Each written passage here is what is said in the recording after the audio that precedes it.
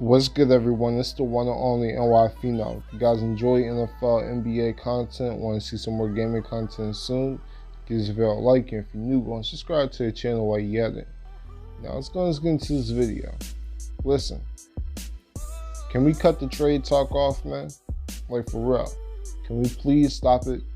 Like, can we cut it out? I know LA is a big market and it's LA basketball, whoop whoop, and all of that. Lakers talk is all in ESPN, it's all in the big markets, but like, can we chill? All right, can we chill? This Lakers team is playing exceptionally well, led by LeBron and Anthony Davis. I mean, this team has been playing out their minds. They've been playing even better than what a lot of people thought they would. I know a lot of people going into the year thought that the Lakers would sort of struggle a bit going into the year, but then they would figure it out midway through the season. But they were, from the jump, probably the best team in the NBA. Can we name a hotter team in the league right now? I mean, maybe you can say the Bucks. I think the Bucks might have a slight. I really haven't been keeping up with NBA like I have, but the Bucks. I'm not sure the Bucks have a high. Look, the Lakers are right there with the Bucks, so that's that. I mean, nothing really to speak about. I mean, I really don't get to talk of why the Lakers should trade for another scorer, a guard, a star at the guard position. Like, that really doesn't make sense to me.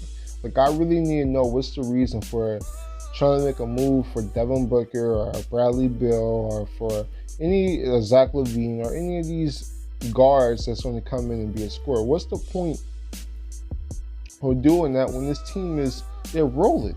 I mean, let's be real. When's the last time we can say a LeBron-led team has so much good chemistry on and off the court? They're winning, the team is playing together, they're having fun, the Staples Center is rocking. I mean, and they're contenders. LeBron is having a great season. AD is having a season. Everybody is enjoying themselves, and they're winning. The coach, Frank Vogel, I mean, it's been nothing but praise. And also, who's been bigging up Frank Vogel? Who bigged up Frank Vogel before the year? And a lot of people really didn't think that he was that legitimate of a head coach. I told you guys, Frank Vogel is a defensive mastermind. This is the best defensive coach, maybe besides Eric Spoelstra, because Eric Spoelstra is also one hell of a coach too. By the way, I know a lot of people may not have been watching the NBA around, especially if you're kind of young, but when 2010, when LeBron first signed with the Heat, Eric Spoelstra was a new coach. A lot of people didn't think that he was a real head coach until he proved it post LeBron. So, overall, I think Frank Vogel is one hell of a coach and he's been doing a hell of a job. So, in my opinion, there's no need to make a move, okay? I know a lot of people are trigger happy. I mean, there really hasn't been that many trades this year itself. So, a lot of people want to see an explosive trade just so you can get Twitter and social media jumping for some clicks. But I'm going to keep it real. No need to do anything. There really isn't. Tell me a reason why the Lakers should make any type of move.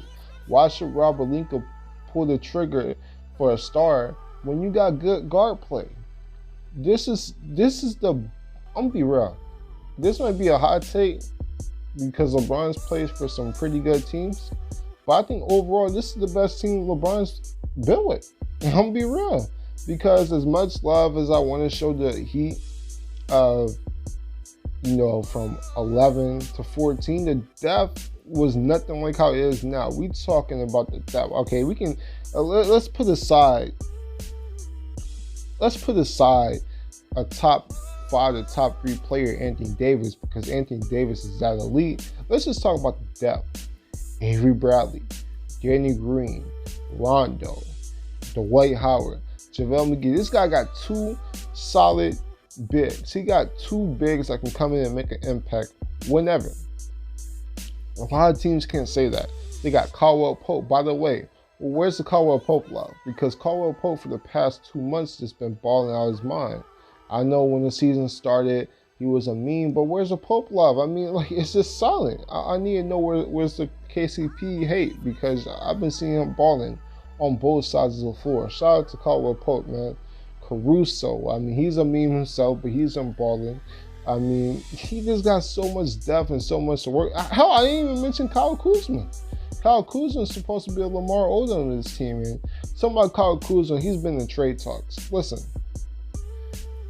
a lot of people are upset that Kuzma is not putting up consistent scoring production. Like, he's not putting up 22 points per game like a Brandon Ingram. By the way, Brandon Ingram, I told you guys Brandon Ingram was that dude. I don't get why people were just underrating and calling Brandon Ingram. He's not good enough. He's not efficient enough. He will never be a real true star in this league. I mean, this season is saying something different. But, overall, back to the topic, man. Kyle Kuzma, all right, if you want to say that they should have kept Brandon Ingram over Kyle Kuzma, I won't argue over that, because when they made the move for AD, by the way, I was upset as a Knicks fan when they made the move for AD, because that video is still up, by the way.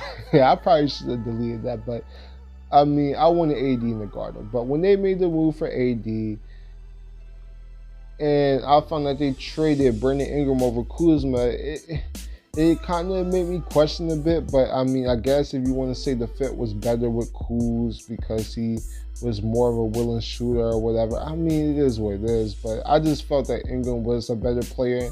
I know a lot of people were trying to argue over that last year, that Kuzma was a better overall player than Brandon Ingram. I always felt different because Brandon Ingram, he could do it on both sides of the floor. He can handle the ball. He's good mid-range. He's pretty underrated athletically. So I thought Brandon Ingram had the whole tool in this game. But, man, Kuz, I think Kuz is getting a lot of unnecessary hate. It's hard to bring a level of production off the bench, especially coming off injury as a scorer. I mean, it's not tough, but you've seen it. Kuzma is more of a volume scorer. I think that's what it is. Kuzma is he's not, in my opinion, a Lou Williams, where he's going to come in, he's going to give you 15 to 20 points, or, just snapping his finger.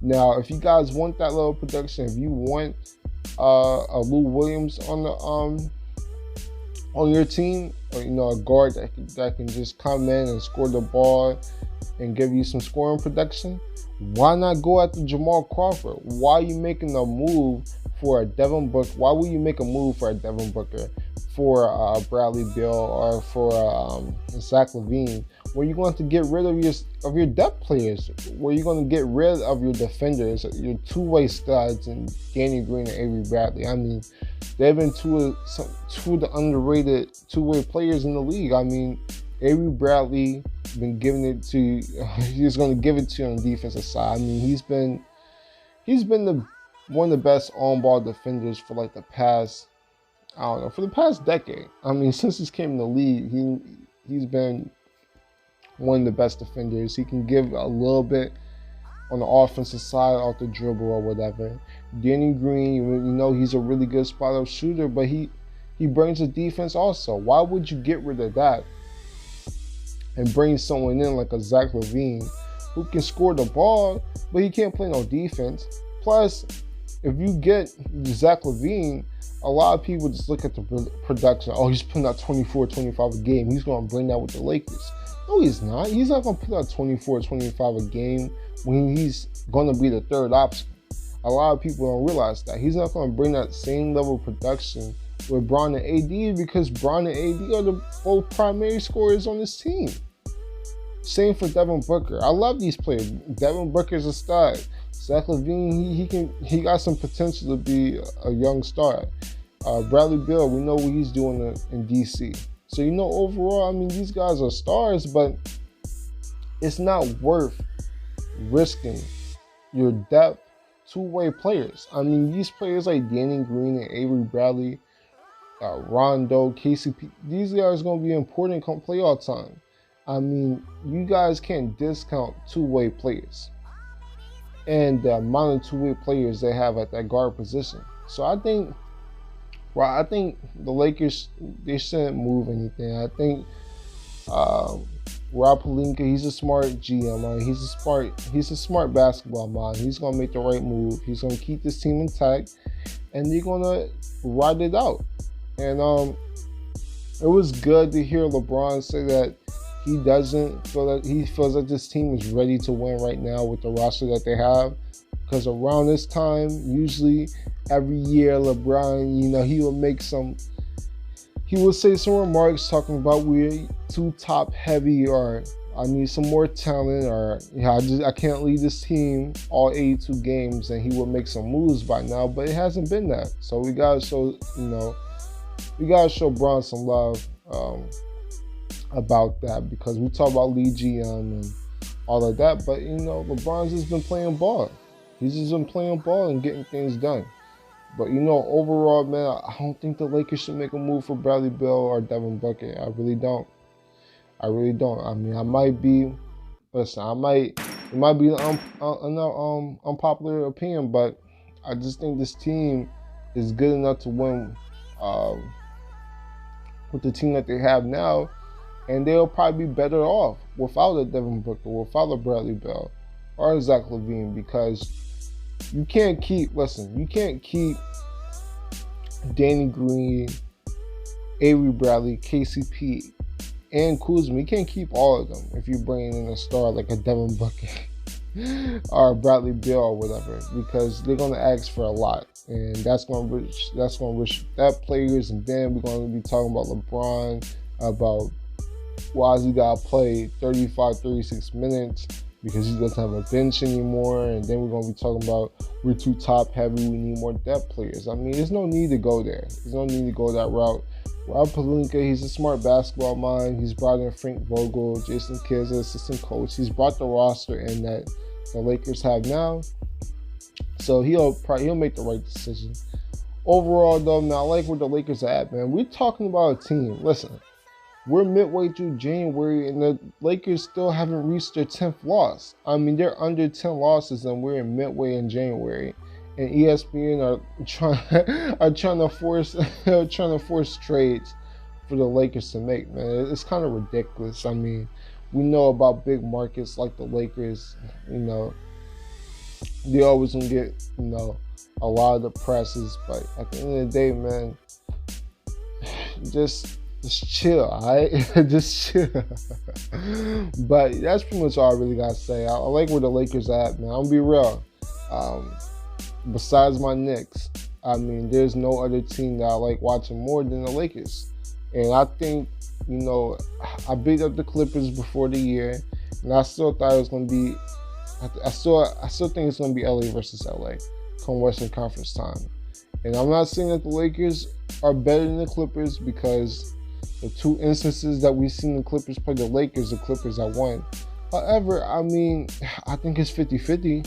I think the Clippers have just as good a shot to beat the Lakers as the Lakers have a good shot at beating the Clippers. I really think it's going to come down to who is better from LeBron or Kawhi. But I think, to be honest with you, I think the Clippers are more in a panic, quote-unquote panic move to get a player or to get someone to fill a certain role on their team than the Lakers do. I think the Lakers have their team set. I think the Clippers really need a big man to come in and protect the paint. I mean, that's a huge hole in the Clippers team. A huger hole than the Lakers have on their team is that the Clippers really need someone to protect the paint. Because as much as I like Montrezl Harrell, he's a beast, but at the end of the day, he's 6'8". Nobody 6'8" is gonna be messing with Anthony Davis. I mean, that's still my question about this team. Who's gonna stop AD? Who's going to stop JaVale and Dwight Howard down low? Because Zubac, that's not going to work. I mean, if the Clippers still had DeAndre Jordan, it would be, I think that might put the Clippers a little bit above the Lakers. But at the end of the day, Clippers are going to have to get busy and make a move. I mean, right now, I think the Lakers are in a better position. You got the Clippers right now. There's a lot of talking going on with the locker room, with the coaching, with Doc Rivers and the crew. So overall, we'll see how that plays out. But right now, I like where the Lakers are at. So if you ask me, don't pull the trigger on a trade. Don't get greedy and try to go for a superstar, because you can risk your entire team in a championship run. But that's it. That's all. Subscribe to the channel if you're new. On the phenomenal one, and I'm out. Deuces.